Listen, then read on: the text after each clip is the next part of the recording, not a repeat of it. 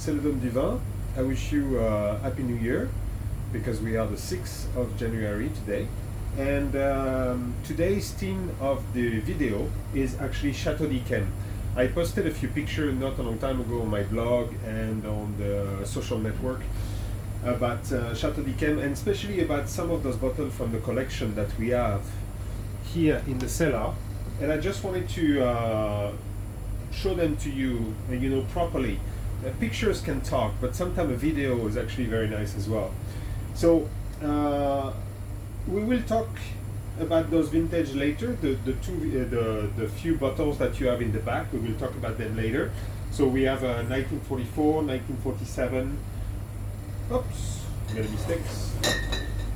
We're gonna put them into the right order first. Voila.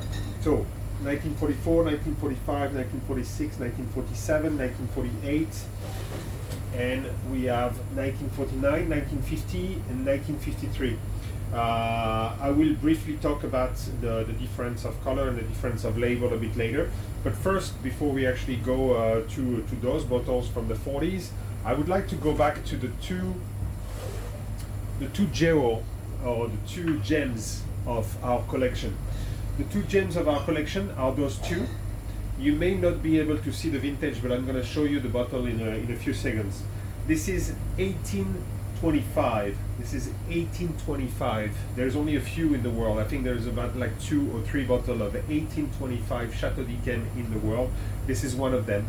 And this is 1856. There's also only a couple or 3 or 4 bottle of 1856 Chateau d'Yquem in the world, and this is one of them. So now I'm just going to close up those bottles, right to the camera, actually, for you to be able to see the bottle themselves and to be able to check on the labels. There's one thing that probably all of you will notice right away is how pristine those labels are. You can see that they are very, very, very pristine. They have like no default. I even actually put a plastic film on those two to be able to protect them, because they are so rare and they are so old that it's important to protect them. But why those labels are actually so pristine is because all of those bottles from this very specific collection of Yquem that we bought a few years ago have been reconditioned and relabeled, recapsuled, and re-corked. That's why the levels are actually quite high. And that's why the cork are fantastic, in fantastic condition. The capsule as well.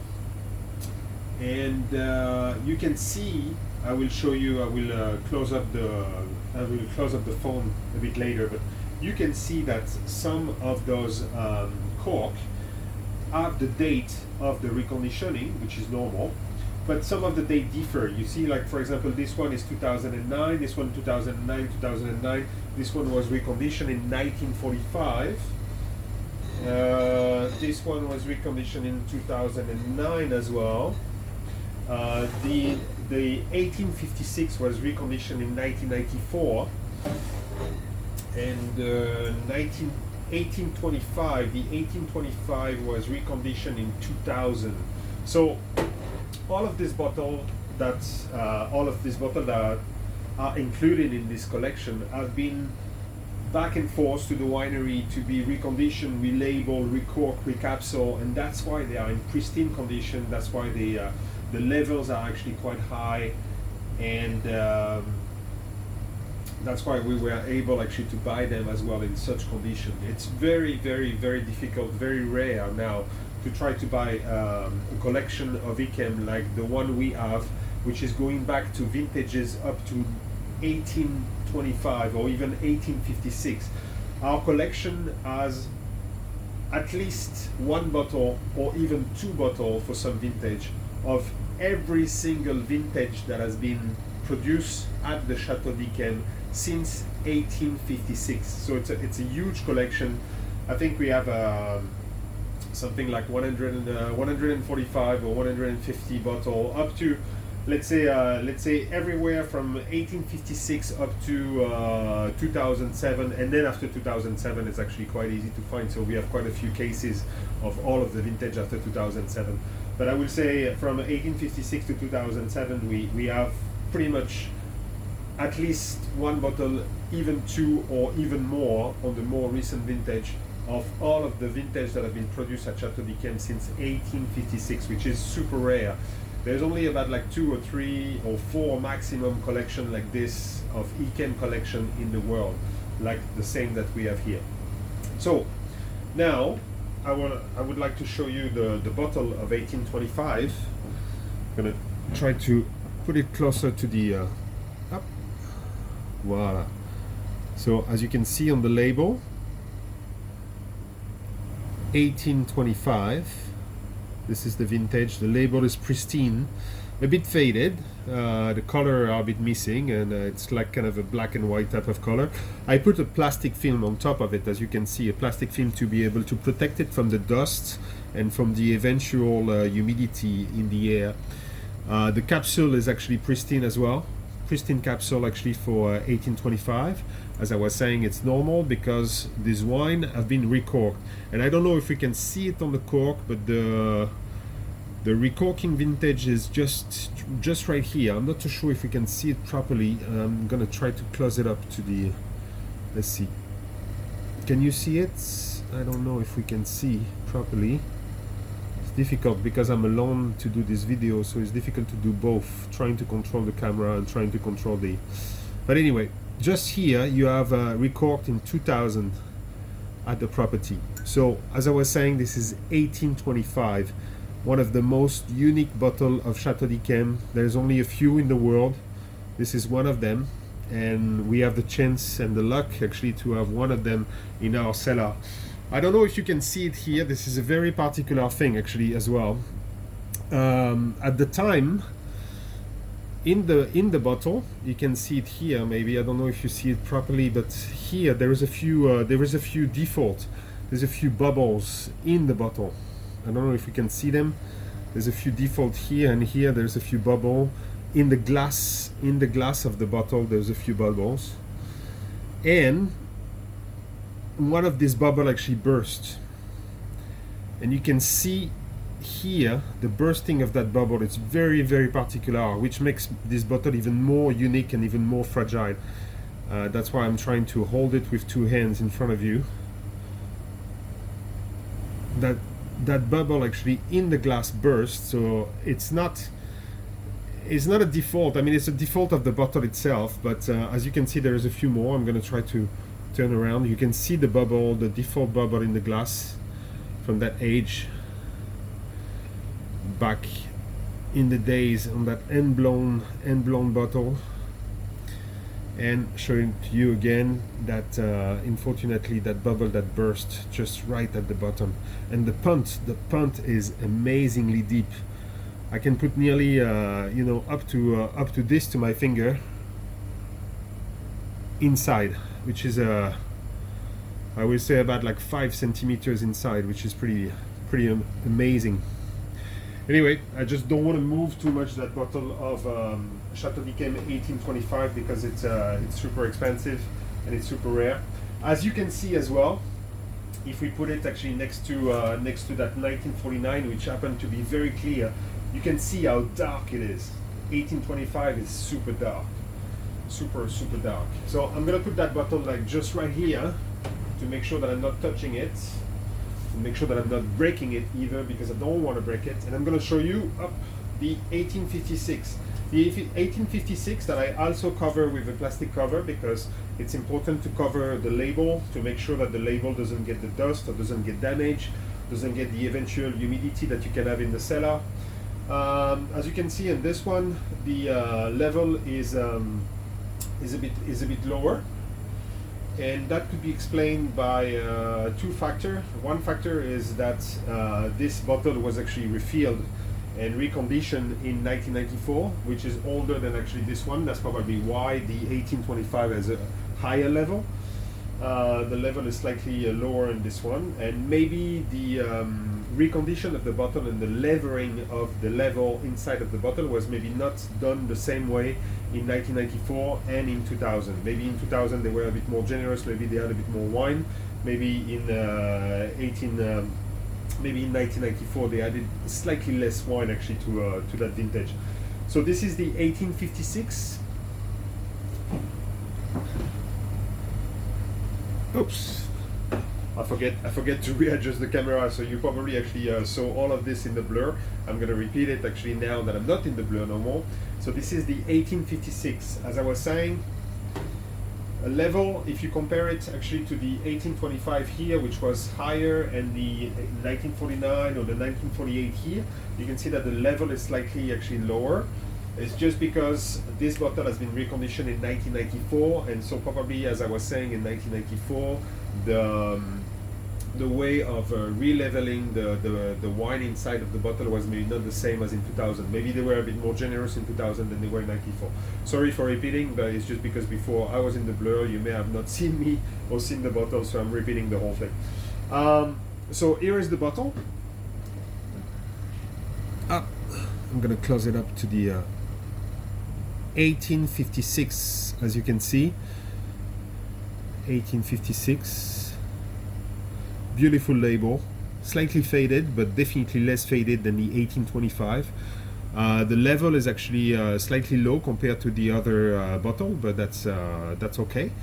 The capsule is pristine, as I was saying, because it's been recapsuled, reconditioned in 1994. You can see the vintage, the date here of the reconditioned at the property at Chateau d'Yquem in 1994. You can see it. I hope you can see it.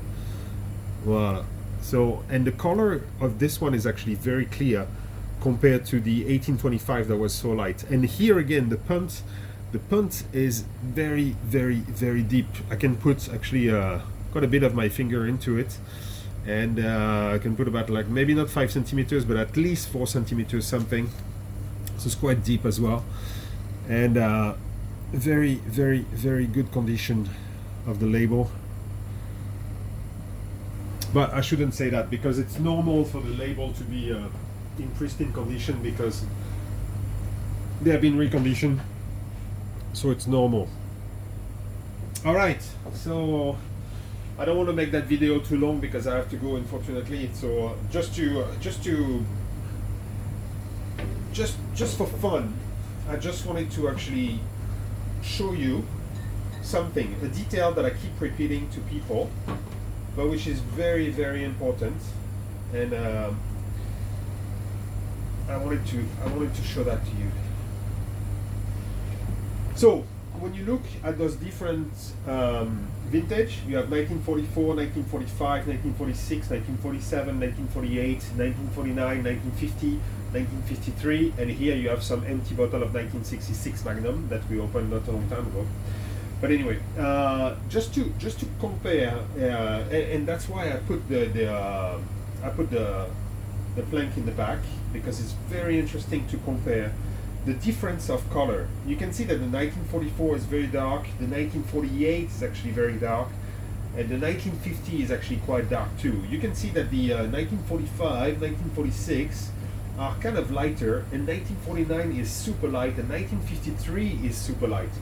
So usually people tend to think wrongly that the older Yquem gets, the darker it gets, and this is not true. The color of Chateau d'Yquem as it gets old has nothing to do with the age of the wine, but the color has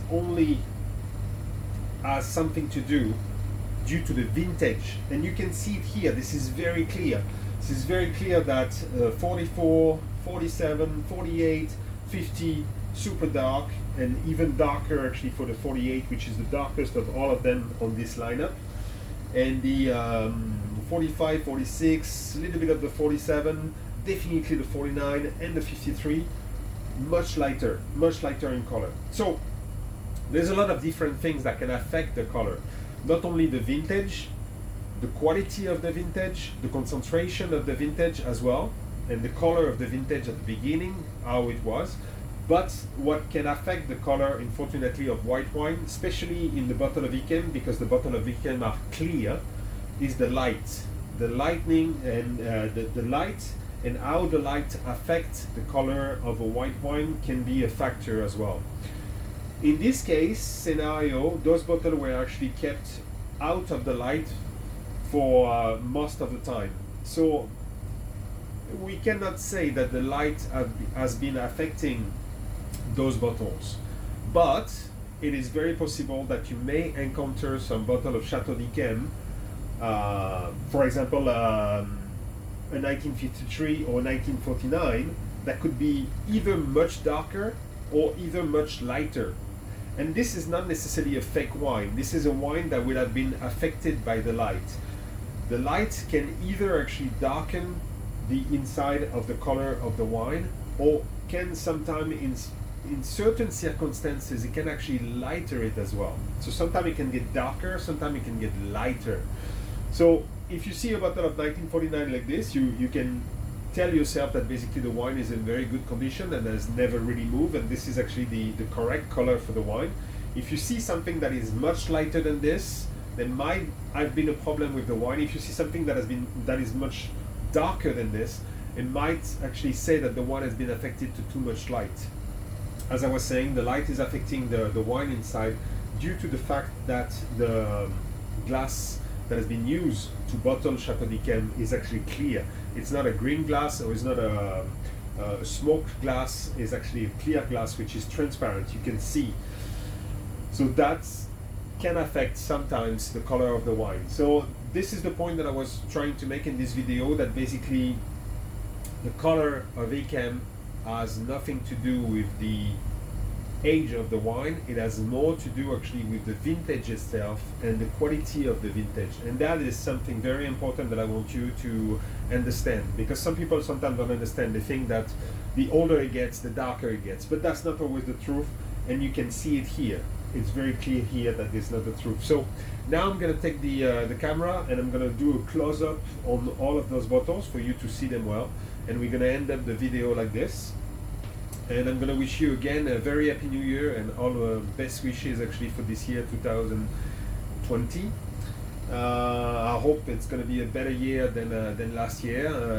If you follow the news lately, you can see that it's not necessarily starting well, between the fire in Australia and between the problem with the US and Iran, Iraq, and all of the other political problem that we have in the world, plus the pollution, plus the climate change, plus everything. I really hope that this year will be much better than 2019, and I really hope that people actually will start to understand that we need to do something. We need to be able to prevent climate change. We need to be able to change things, to change our habits, to become better. And there is something that I would like to talk about as well. What I'm doing this video is the tariff or the taxes that may happen in the US. Recently, back in October, we had a problem with a tax of 25% on certain European wine with 14 degrees of alcohol and under. And so most of the wine from France were affected by this. Most of the wine from Spain, Italy, Germany were affected by this. The UK as well. And now there is a threat. That maybe is going to be a 100% tax on it going to the US, and that will be devastating actually for the wine industry. That will be devastating for every single person at every single level of the wine. That will be devastating for the producer, that will be devastating for the grape growers, for the importers, for the wholesaler, for the brokers, for the négociants. That will be devastating for the retailers, for the distributors, for the brokers. I mean, for all of those people, and also for the consumer. It will be devastating for the consumer actually not being able actually to grab a bottle of their favorite wine at their local store for the same price as they pay only a few months ago. It already happened in October. It was already a big problem. Now with the taxes on it, and the tax get passed, and basically there is a 100% tax on European wine. That's going to be devastating, and a lot of people are going to lose their business. A lot of people are going to lose money. A lot of people are going to find themselves unemployed actually within the next few months. It's going to be a disaster. So I'm taking advantage of doing this video with you at the beginning of the year to urge you to vote against those tariffs. There's a lot of petition actually online that you can actually join and vote against the 100% tax and tariff actually on European wine. It will be a good thing. If you want to do one good deed actually at this beginning of the year, you should do that. You should definitely vote for, trying to avoid that this 100% tariff actually pass on. And there is something that you can do as well. You can also, there's a lot of petition, there is a lot of donation that you can do for all of the people in Australia for the wildfire. So those are the two good deeds that you can do. There's a lot of other things that can be done around the world for the pollution, for the climate and everything, but think about those two first, because those two are very urgent right now. Voila, so that was LeDomduVin, and this was to introduce you the difference of color and the difference of reconditioning of those bottles of Yquem from those vintages. And I was also to wish you a Happy New Year and all of the best wishes for 2020. Bye bye.